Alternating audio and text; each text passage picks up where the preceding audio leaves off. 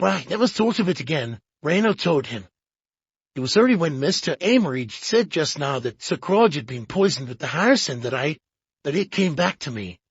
Of course I realize it's perfectly all right. It was just the coincidence that startled me.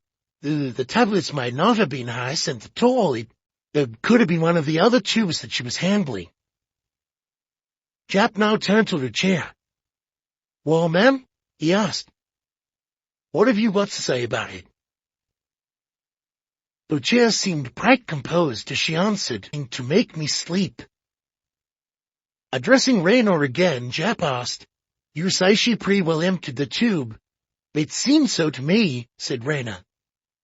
Japp turned again to Lucia. Well, you wouldn't have needed so many tablets to make you sleep. 1 or 2 would have been sufficient. What did you do with the rest? Lucia thought for a moment before replying. I can't remember. She was about to continue when Corelli rose to his feet and burst out venomously. You'll see, Inspector. They are to see your murderess. Barbara rose quickly from the settee and moved away from Corelli, while Hastings hurried to her side. The Italian continued, You shall have the truth, Inspector. I came down here especially to see that woman. She had sent for me. She said she would get Sir Claude's formula, and she offered to sell it to me. I'll admit that I've dealt with such things in the past. That's not much of an admission, Japp advised him, moving between Corelli and Lucia. We know as much already. He turned to Lucia. All of you to say to all this, madam.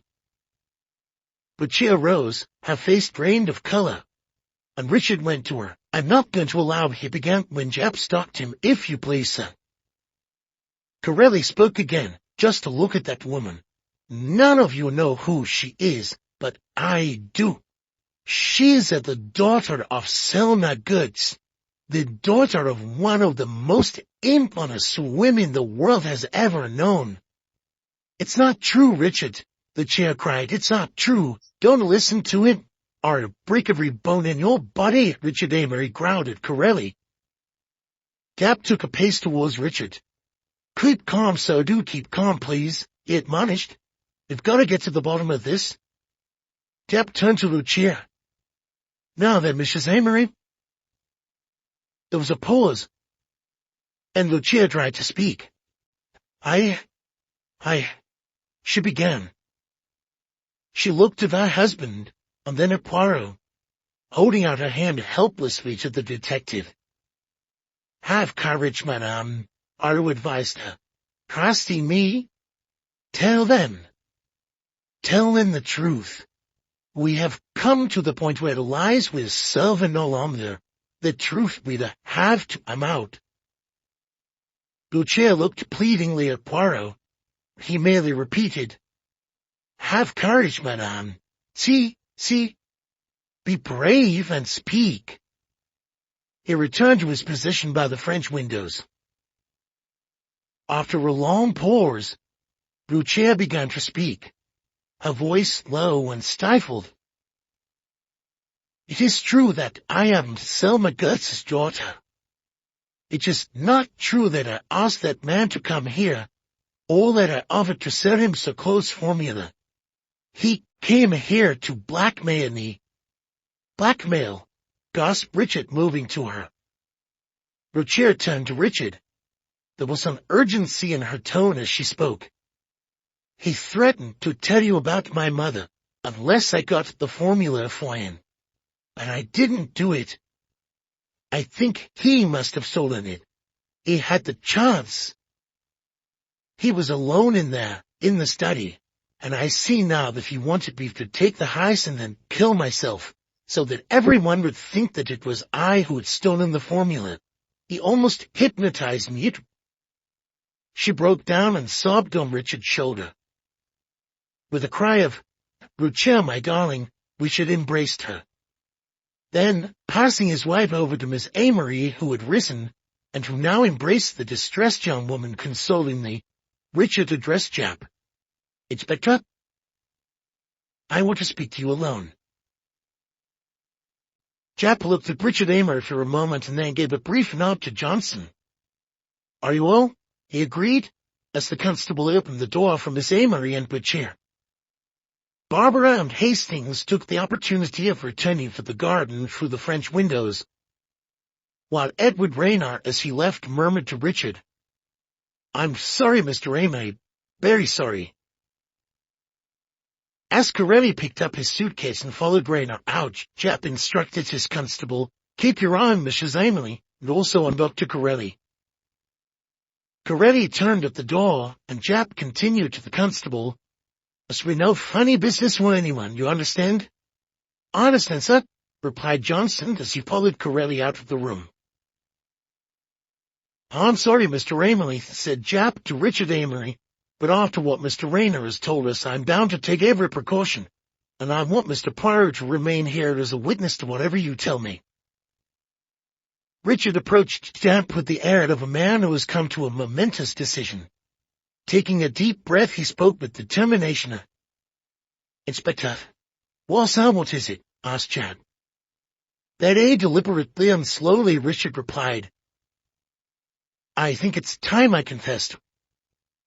I killed my father." Japp smiled. "Oh, I'm afraid that won't work, sir." Richard looked astonished. "What do you mean?" "No, sir," Japp continued. "Or to put it differently, that cat won't jump. You're very set on your good lady, I realize, newly married and all that. But to speak plainly to you, it's no manner of use putting your neck in a halter for the sake of a bad woman. Though she's a good looker and no mistake, I'll admit. Inspector Japp," Sven Richard angrily, "there's no point in getting upset with me, sir." Japp continued imperturbably, "I've told you the plain truth without beating about the bush, and I've no doubt that Mr. Poirot here will tell you the same. I'm sorry, sir, but duty is duty, and murder is murder. That's all there is to it." Japp nodded decisively and left the room. Turning to Poirot, who had been observing the scene from the settee, Richard asked coldly, "Well, are you here to tell me the same, Monsieur Poirot?" Rising, Poirot took a cigarette case from his pocket and extracted a cigarette. Instead of answering Richard's question, he posed one of his own. "Monsieur Amory, when did you first suspect your wife?" he asked. "I never—" Richard began, but Poirot interrupted, picking up a box of matches from the table as he spoke. "Please, I beg of you, Monsieur Amory, nothing but the truth. You did suspect her, eh, Knight? You suspected her before I arrived. That is why you were so anxious to get me away from this house? I do not deny it. It is impossible to deceive Hercule Poirot." He lit his cigarette, replaced the box of matches on the table, and smiled up at the much taller man who towered over him. They made a ridiculous contrast. "You're mistaken," Richard told Poirot stiffly, "utterly mistaken. How could I suspect Lucia? And yet, of course, there is an equally good case to be made against you," Poirot continued reflectively as he resumed his seat. "You handled the drugs. You handled the coffee. You were short of money and desperate to acquire some. Oh yes, anyone might be excused for suspecting you." "Inspector Japp doesn't seem to agree with you," Richard observed. "Ah, Japp. He has the common sense," Poirot smiled. "He is not a woman in love." "Woman in love?" Richard sounded puzzled. "Let me give you a lesson in psychology, monsieur," Poirot offered. "When I first arrived, your wife came up to me and begged me to stay here and discover the murderer. Would a guilty woman have done that?" "You mean—" Richard began quickly. "I mean," Poirot interrupted him, "that before the sun sets tonight, you will be asking her pardon upon your knees." "What are you saying?" "I am saying too much, perhaps," Poirot admitted, rising. "Now, monsieur, place yourself in my hands, in the hands of Hercule Poirot." "You can save her?" Richard asked with desperation in his voice. Poirot regarded him solemnly. I have pledged you my word. Although when I did so, I did not realize how difficult it was going to be. You see, the time is very short, and something must be done quickly. You must promise me that you will do it exactly as I tell you, without asking questions or making difficulties. Do you promise me that? Very well, replied Richard rather unwillingly. That is good. And now listen to me. What I suggest is neither difficult nor impossible. It is, in fact, the common sense. This house will shortly be given over to the police. They will swarm all over it. They will make their investigations everywhere. For yourself and your family it could be very unpleasant. I suggest that you leave. I'll give the house over to the police, Richard asked incredulously. That is my suggestion, Poirot repeated. Of course you will have to remain in the neighborhood, but they say the local hotel is very comfortable. Engage a room there. Then you will be close at hand when the police wish to question you all. But when do you suggest that this should take place? Poirot beamed at him. My idea was immediately. Well, surely it will all very odd. Not at all, not at all, the little detective assured Richard, smiling again. It will appear to be a move of the utmost, how do you say, the utmost sensitivity to you. You cannot bear to remain another hour. I assure you it will sound very well. But how about the inspector? I myself will fix it up with Inspector Japp. I can't see what good this is going to achieve, Richard persisted. Now of course you did not see. Poirot sounded more than a trifle smug.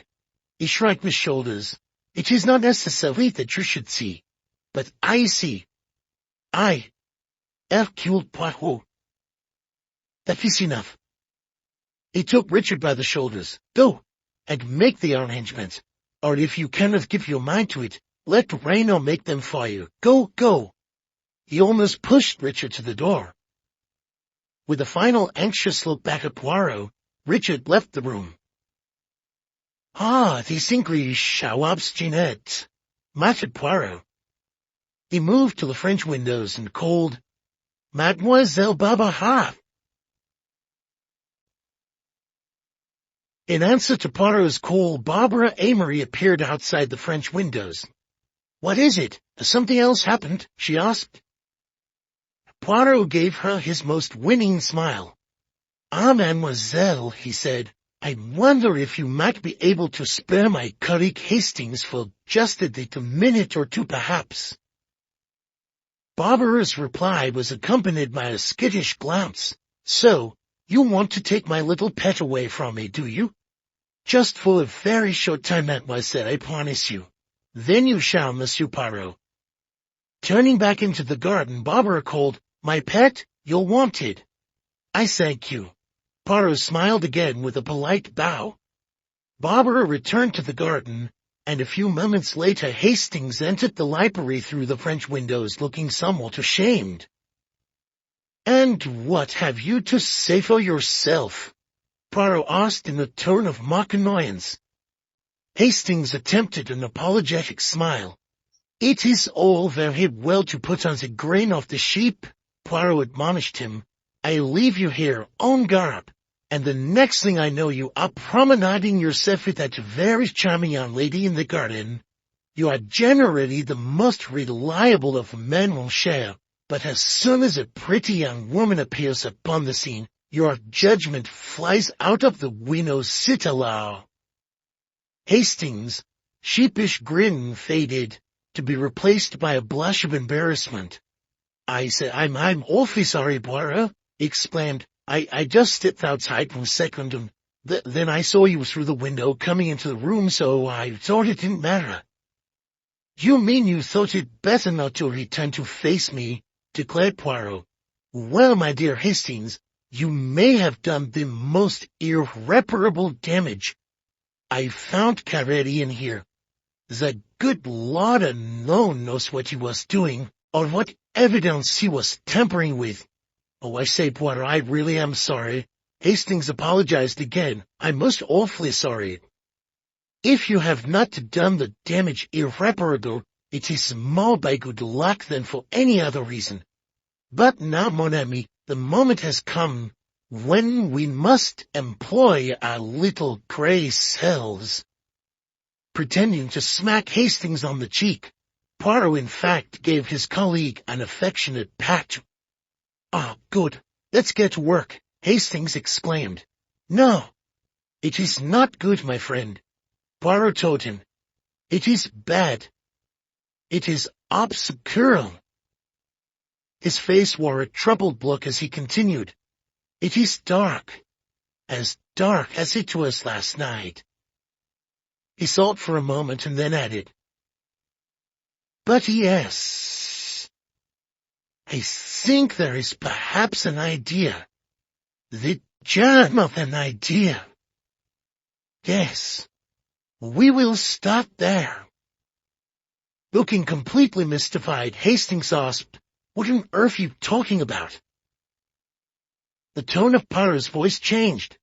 He spoke gravely and thoughtfully. "Why did Sir Claud die, Hastings? Answer me that. Why did Sir Claud die?" Hastings stared at him. "But we know that," he exclaimed. "Do we?" asked Poirot. "Are you so very sure?" Well, yes," Hastings responded, though somewhat uncertainly. "He died, he died because he was poisoned." Poirot made an impatient gesture. "Yes, but why was he poisoned?" Hastings thought carefully before replying. Then, "What, surely it must have been because the thief suspected it again." Poirot slowly shook his head as Hastings continued. "Because the thief suspected that he'd been discovered." He broke off again as he observed Poirot continuing to shake his head. "Suppose, Hastings," Poirot murmured, "just suppose that the thief did not suspect." "Why, I don't quite see," Hastings confessed. Poirot moved away, then turned back with his arm raised in a gesture that seemed intended to hold his friend's attention. He paused and cleared his throat. "Let me recount to you, Hastings," he declared, "the sequence of events as they might have gone, or rather as I think they were meant to go." Hastings sat in the chair by the table as Poirot continued. "Sir Claud dies in his chair one night." Poirot moved to the armchair, sat, and paused for a moment before repeating thoughtfully, "Yes, Sir Claud dies in his chair. There are no suspicious circumstances attending that death. In all probability it will be put on to heart failure. It will be some days before his private papers are examined. His will is the only document that will be searched for. After the funeral, in due course, it will be discovered that his notes on the new explosive are incomplete. It may never be known that the exact formula existed. You see what that gives to our thief, Hastings?" "Yes." "What?" asked Poirot. Hastings looked puzzled. "What?" he repeated. "Security. That is what it keeps the thief. He can dispose of his booty quite safely, whenever he wishes to. There is no pressure upon him. Even if the existence of the formula is known, he will have had plenty of time to cover his tracks." "Well, it's your idea, yes, I suppose so," Hastings commented in a dubious tone, "but naturally it is an idea. I might not hurt you, Poirot. But see now where this idea leads us. It tells us that the murder of Sir Claud was not a chance maneuver executed on the spur of the moment. It was a plan beforehand. Beforehand. You see now where we are." "No," Hastings admitted with an engaging candor. You know very well I never see these things. I know that we're in the library of Sir Claud's house, and that's all. Yes, my friend, you are right, Poirot told him. We are in the library of Sir Claud Amory's house. It is not morning, but evening. The lights have just gone out. The thief's plans have gone awry. Poirot sat very upright and wagged his forefinger emphatically to emphasize his points. Sir Claud, who, in the normal course of things, would not have gone to that safe until the following day, has discovered his loss by a mere chance. And as the old gentleman himself said, the thief is caught like a rat in a trap. Yes, but the thief, who is also the murderer, knows something too that Sir Claud does not. The thief knows that in a very few minutes Sir Claud will be silenced forever. He is to be solved, and one only, to hide the paper safely during those few moments of darkness. Shut your eyes, Hastings, as I shut mine. The lights have gone out. We can see nothing, but we can hear. Repeat to me, Hastings, as accurately as you can, the words of Miss Amory when she described the scene to us. Hastings shut his eyes. Then he began to speak, slowly, with an effort of memory and several pauses. Gasps, he uttered. Poirot nodded. A lot of little gasps, Hastings went on, and Poirot nodded again. Hastings concentrated for a time and then continued. The noise of a chair falling, a metallic clink, that must have been the key, I imagine. Quite right, said Poirot. The key. Continue. A scream. No, that was Routier screaming. She called out to Sir Claud. Then the knocking came at the door. Wait a minute. Right at the beginning, the noise of tearing a silk. Hastings opened his eyes. Yes. Tearing silk. Poirot explained. He rose, moved to the desk, and then crossed to the fireplace. It is all there, Hastings, in those few moments of darkness. All there. And yet our ears turn us nothing. He stopped at the mantelpiece and mechanically straightened the vase of spills. Oh, do stop straightening those damn things, Poirot, Hastings complained. You're always at it. His attention rested. Poirot removed his hand from the vase. What is that you say? He asked. Yes, it is true. He stared at the vase of spills. I remember straightening them but a little hour ago. And now, it is necessary that I straighten them again. He spoke excitedly. Why, Hastings? Why is that? Well, because they're crooked, I suppose, Hastings replied in a bored tone. It's just your little manual for neatness. Tearing silk, explained Poirot. No, Hastings. This sound is the same. He stared at the paper spills and snatched up the bars that contained them. Tearing paper, he continued as he moved away from the mantelpiece. His excitement communicated itself to his friend. What is it? Hastings asked, springing up and moving to in. Potter stood tumbling out the spills onto the settee and examining them. Every now and then he handed one to Hastings, muttering, Here he swam. Another. And yet another. Hastings unfolded the spills and scrutinized them. C19, N23, began to read aloud from one of them. Yes, exclaimed Poirot. It is the formula. I say, that's wonderful. Quick, fold them up again, Poirot ordered, and Hastings began to do so. Oh, you are so slow. Poirot admonished him. Quick. Snatching the spills from Hastings, he put them back into the vase and hastened to return it to the mantelpiece. Looking dumbfounded, Hastings joined him there. Poirot beamed. "It interests you what I do there, yes. Tell me, Hastings, what is it that I have here in this vase?" "Why, spills, of course," Hastings replied in a tone of tremendous irony. "Na, mon ami. It is cheese." "Cheese." "Precisely, my friend. Cheese." "I say, Poirot," Hastings inquired sarcastically, "you're all right, aren't you? I mean, you haven't got a headache or anything?" Poirot's reply ignored his friend's frivolous question. "For what do you use cheese, Hastings?" "I will tell you, mon ami.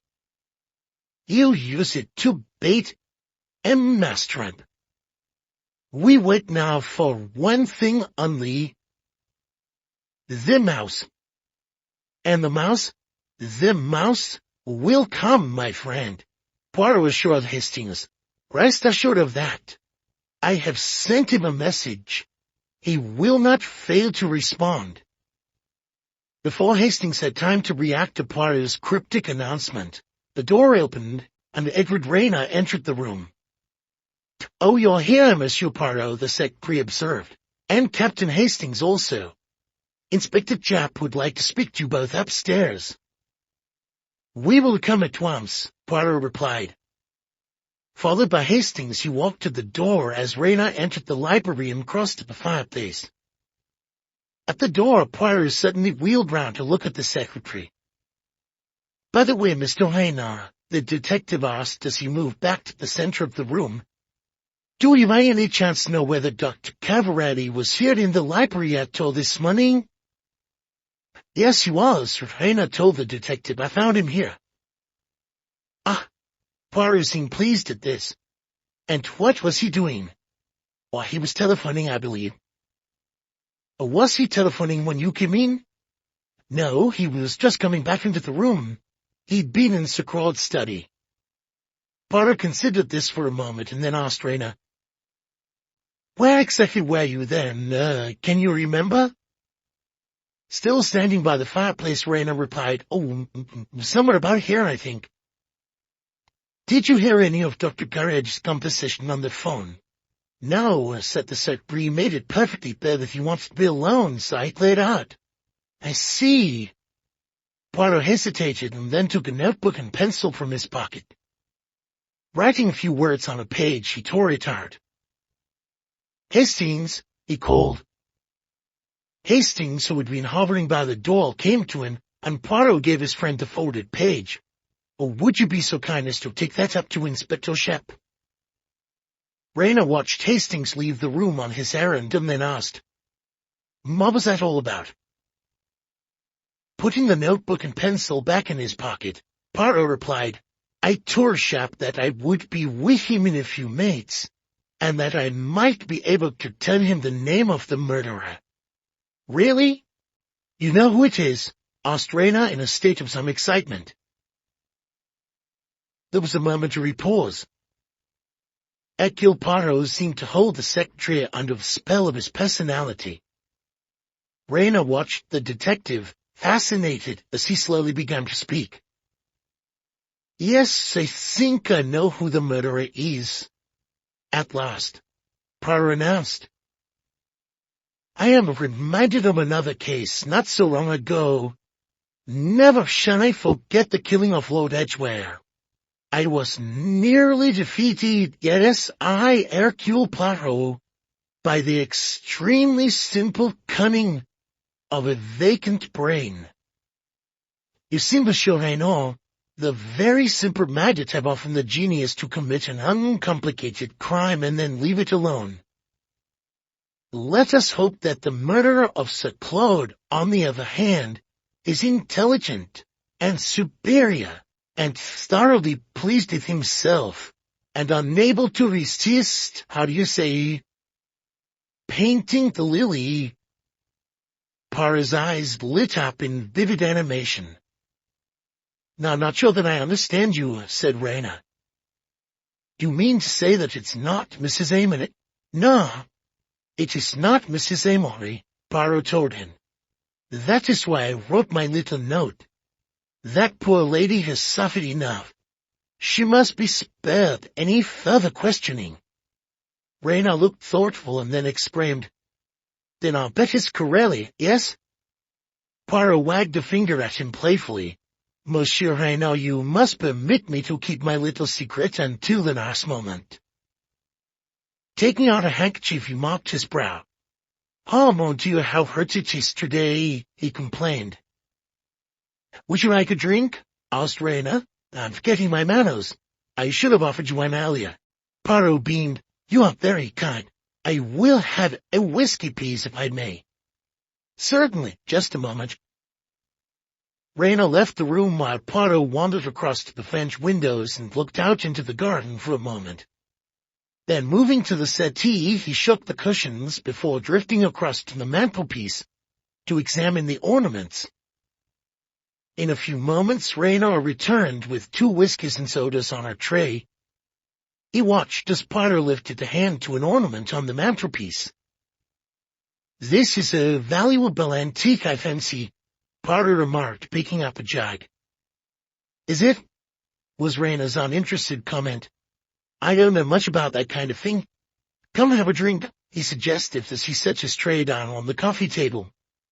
Thank you, murmured Poirot, joining him there. Well, here's luck, said Rayna, taking a glass and drinking. With a bow, Poirot raised the other glass to his lips. To you, my friend. And now let me tell you of my suspicions. I first realized that. He broke off suddenly, jerking his head over his shoulder as though some sound had caught his ear. Looking close up, indicating that he thought someone might be eavesdropping. Rayna nodded in comprehension. The 2 men crept stealthily up to the door, and Poirot gestured at the secretary to remain in the room. Poirot opened the door sharply and bounced outside, but returned immediately, looking extremely crestfallen. Oh, surprising, he admitted to Rayna. I could have sworn I had something. How the hell, I made a mistake. It does not happen very often. À votre santé, my friend.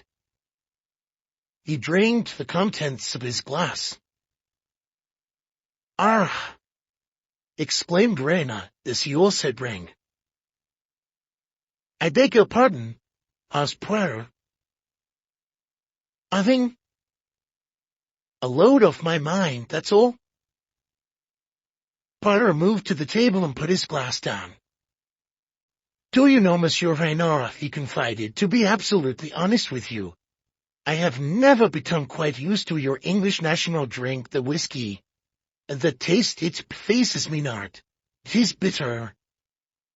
He moved to the armchair and sat. Really? I'm so sorry. Mine didn't taste at all bitter. Rayna put his glass down on the coffee table and continued. I think you were about to tell me something just now, were you not? Poirot looked surprised. Was I? What can it have been? Can I have forgotten already? I think that perhaps I wanted to explain to you how I proceed in an investigation. Voyons. One fact leads to another, so we continue. Does the next one fit in with that? Very good. We can proceed. This next little fact. No. That is curious. There is something missing, a link in the chain that is not there. We examine, we search, and that little curious fact, that perhaps point to a little detail that will not tally, we put it here. Poirot made an extravagant gesture to his head with his hand. It is significant. It is tremendous. Yes, I see, Rayna murmured dubiously. Poirot shook his forefinger so fiercely in Rayna's face that the secretary almost quailed before it. Ah, beware! Pere le tool, the detective who says, It is so small it does not matter. It will not agree, I will forget it. That way lies confusion. Everything matters. Poirot suddenly stopped and tapped his head. Ah! Now I remember what I wanted to talk to you about. It was one of those small, unimportant little facts. I wanted to talk to you, Monsieur Reina, about dust. Reina smiled politely. Dust? Precisely, dust. Poirot repeated. My friend Hastings here imagined me just now that I am a detective and not a housemaid. He thought himself very clever to make such a remark, but I am not so sure. The housemaid and the detective, after all, has something in common. The housemaid, what does she do? She explores all the dark corners with her broom. She brings into the light of day all the hidden things that have rolled conveniently out of sight. Does not the detective do much the same? Reina looked bored, but murmured, "That's very interesting, Monsieur Poirot."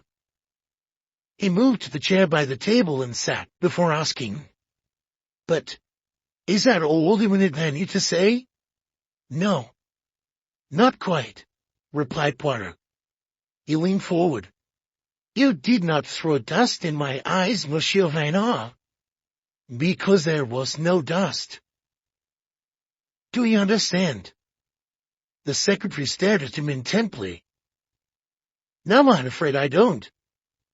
"There was no dust on that box of drugs." Mademoiselle Barbara commented on the fact, "but there should have been dust. That shelf on which it stands," and Poirot gestured towards it as he spoke, "is thick with dust. It was then that I knew." "Knew what?" "I knew," Poirot continued, "that someone had taken that box down recently. That the person who poisoned Sir Claud Amory would not need to go near the box last night, since he had on some earlier occasion helped himself to all the poison he needed, choosing a time when he knew he would not be disturbed. You did not go near the box of drugs last night, because you had already taken from it the hyacinth you needed, but you did handle the coffee, Monsieur Reina." Reina smiled patiently. "Damn me! To accuse me of murdering Sir Claud." "Do you deny it?" asked Poirot. Reina paused before replying. When he spoke again, a harsher tone had entered his voice. "Oh no," he declared. "I don't deny it. Why should I? I'm really rather proud of the whole thing. It ought to have gone off without a hitch. Was sheer bad luck that made Sir Claud open the safe again last night. He's never done such a thing before." Poirot sounded rather drowsy as he asked, "Why are you telling me all this?" "Oh, why not? You're so sympathetic. It's a pleasure to talk to you." Reina laughed and continued, "Yes, things very nearly went wrong. But that's what I really pride myself on, turning a failure into a success." A triumphant expression appeared on his face. To devise a hiding place on the spur of the moment was really rather creditable. "Would you like me to tell you where the formula is now?"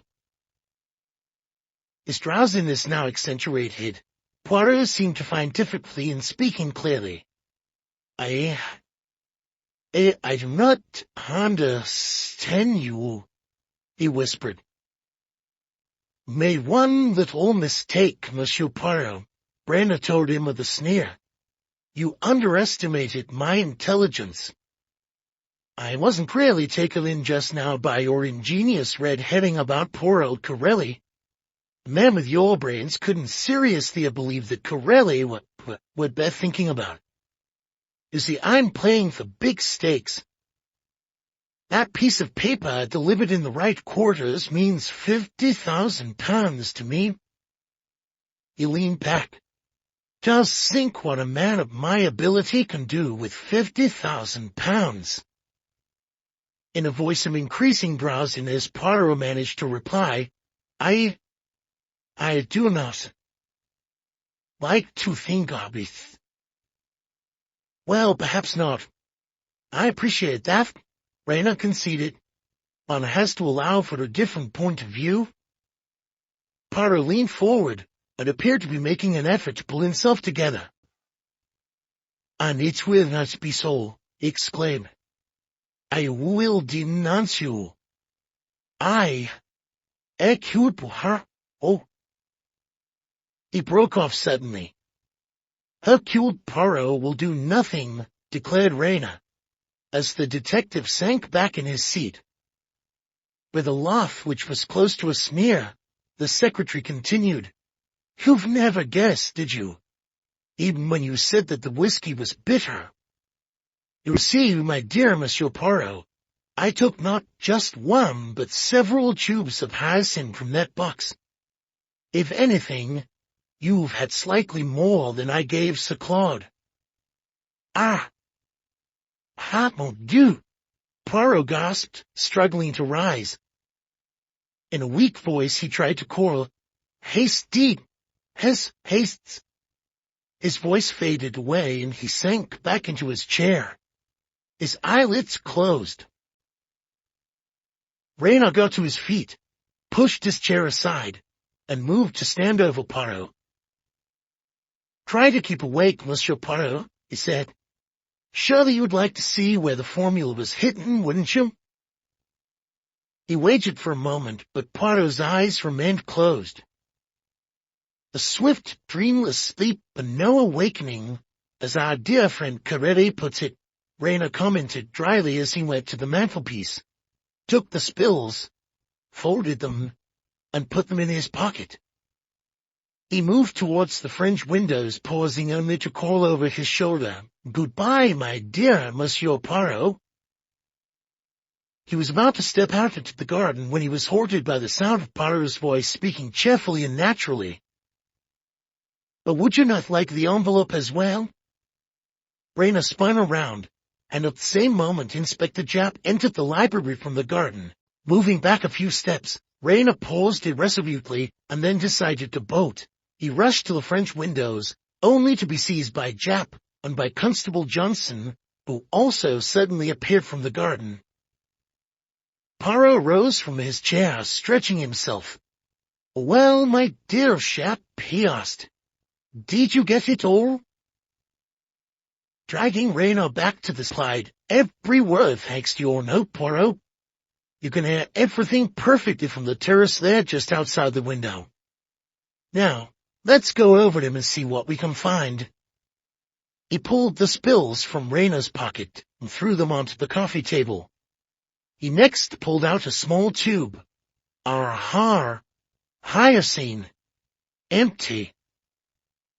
Hastings, Poirot greeted his friend as he entered from the hall, carrying a glass of whiskey and soda which he handed to the detective. You see, Poirot addressed Rayna in his kindliest manner. I refuse to play in your comedy. Instead, I made you play in mine. In my note, I gave instructions to Japp and also to Hastings. Then I make things easy for you by complaining of the heat. I know you will suggest a drink. It is after all the opening that you need. After that it is all so straightforward. When I go to the raw, the good Hastings he is ready outside with another whiskey and soda.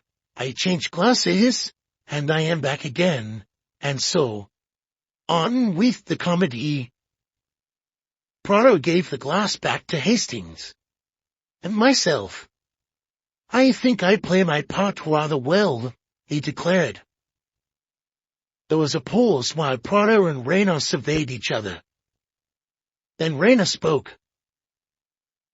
I've been afraid of you ever since you came into this house. My scheme could have worked. I could have set myself up for life with the £50,000, perhaps even more, that I would have gone to that wretched formula. But from the moment you arrived, I stopped feeling absolutely confident that I'd get away with killing that pompous old fool and stealing his precious scrap of paper. I have observed already that you are intelligent, Poirot replied. He sat again in the armchair, looking distinctly pleased with himself, as Jack began to speak rapidly. Edward Rayner, I arrest you for the wilful murder of Sir Claud Amory, and I warn you that anything you say may be used in evidence. Jack made a gesture to the constable to take Rayner away. As Rayner made his exit in the custody of Constable Johnson, the two men passed Miss Amory, who was entering the library at the same moment. She looked back at them anxiously and then hastened to Poirot. "Oh, Monsieur Poirot," she gasped, as Poirot rose to greet her. "Is this true? Was it Mr. Rayner who murdered my poor brother?" "I am afraid so, mademoiselle," said Poirot. Miss Amory looked dumbfounded. Oh, she exclaimed. "I can't believe it. What wickedness! We've always treated him like one of the family, under beeswax and everything." She turned abruptly and was about to leave when Richard entered and held the door open for her. As she almost ran from the room, her niece Barbara entered from the garden. "This is simply too shattering for words," Barbara exclaimed. "Edward Rayner, of all people, who would have believed it? Somebody's been frightfully clever to have found out. I wonder who." She looked meaningfully at Poirot, who, however, gave a bow in the direction of the police inspector as he murmured, "It was Inspector Stapp who solved the case, mademoiselle." Japp beamed. "I will say for you, Monsieur Poirot, you're the goods, and a gentleman as well." With a nod to the assembled company, Japp made a brisk exit, snatching the whiskey glass from a bemused Hastings as he did so with the words, "I'll take charge of the evidence if you please, Captain Hastings." "Yes, but was it really Inspector Japp who found out who killed Uncle Claude?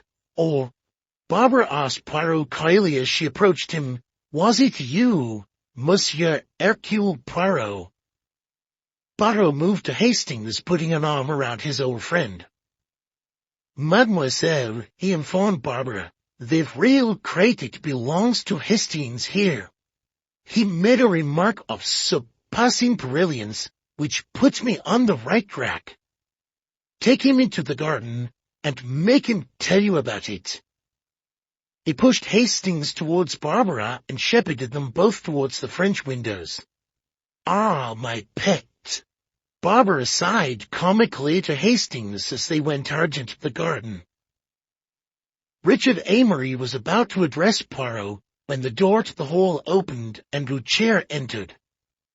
Giving a start when she saw her husband, Lucia murmured uncertainly, "Richard."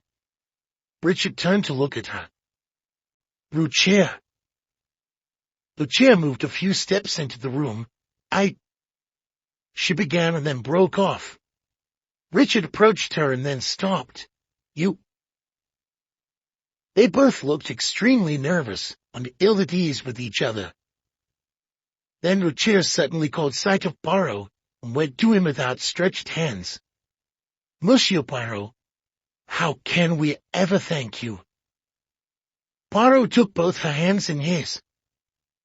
"So, madame, your troubles are over," he announced. "A murderer has been caught." "But my troubles, are they really over?" Lucia asked wistfully. "It is true that you do not look quite happy yet, my child," Poirot observed. "Shall I ever be happy again, I wonder?" "I think so," said Poirot with a twinkle in his eye. "Trust in your old Poirot." Guiding Lucia to the chair by the table in the center of the room, he picked up the spills from the coffee table, went across to Richard and handed them to him. "Monsieur," he declared, "I have pleasure in restoring to you Sir Claud's formula. It can be pieced together. What is the expression you use? It will be as good as new." "Oh my God, the formula!" Richard exclaimed. "I'd almost forgotten it. I can hardly bear to look at it again. think what it's done to us all. It cost my father his life, and it's all but ruined the lives of all of us as well. What are you going to do with it, Richard? Richard asked him. I don't know. What would you do with it? Rising and moving to him, Lucia whispered. Would you let me? But Charles, her husband told her, handing her the spills. Do as you like with the wretched thing. Thank you, Richard, murmured Lucia. She went to the fireplace, took a match from the box on the mantelpiece, and set fire to the spills, dropping the pieces one by one into the fireplace. There is so much suffering already in the world. I cannot bear to think of any more. Madame, said Poirot, I admire the manner in which you burn many thousands of pounds with as little emotion as though they were just a few pence. They are nothing but ashes. Lucia sighed. Like my life. Poirot gave a snort. Oh, Lilar. Let us all order our coffees, he remarked in a tone of mock gloom. No, me, I like to be happy, to rejoice, to dance, to sing. See you, my children, he continued, turning to address Richard as well. I am about to take a liberty with you both. Madame looks down her nose and thinks, I have deceived my husband. Monsieur looks down his nose and thinks, I have suspected my wife. And yet what you really want, both of you, is to be in each other's arms, is it not? Lucia took a step towards her husband. Richard, she began in a low voice. Madame, Poirot interrupted her. I feel that Sir Claud may have suspected you of planning to steal his formula because, a few weeks ago, someone, no doubt an ex-colleague of Carelli, though people of that kind are continually falling out with one another, someone, I say, sent Sir Claud an anonymous letter about your mother. But do you know, my foolish child, that your husband tried to accuse himself to Inspector Japp, that he actually confessed to the murder of Sir Claud in order to save you? Lucia gave a little cry and looked adoringly at Richard. And you, monsieur, Poirot continued, figure to yourself that not more than half an hour ago your wife was shouting in my ear that she had killed your father, or because she feared that you might have done so. Lucia, Richard murmured tenderly, going to her. Being English, Poirot remarked as he moved away from them, you would not embrace in my presence, I suppose. Lucia went to him and took his hand. Monsieur Poirot, I do not think I shall ever forget you. Ever. Neither shall I forget you, madame, Poirot declared gallantly as he kissed her hand. Poirot, Richard Amory declared, I don't know what to say, except that you've saved my life and my marriage.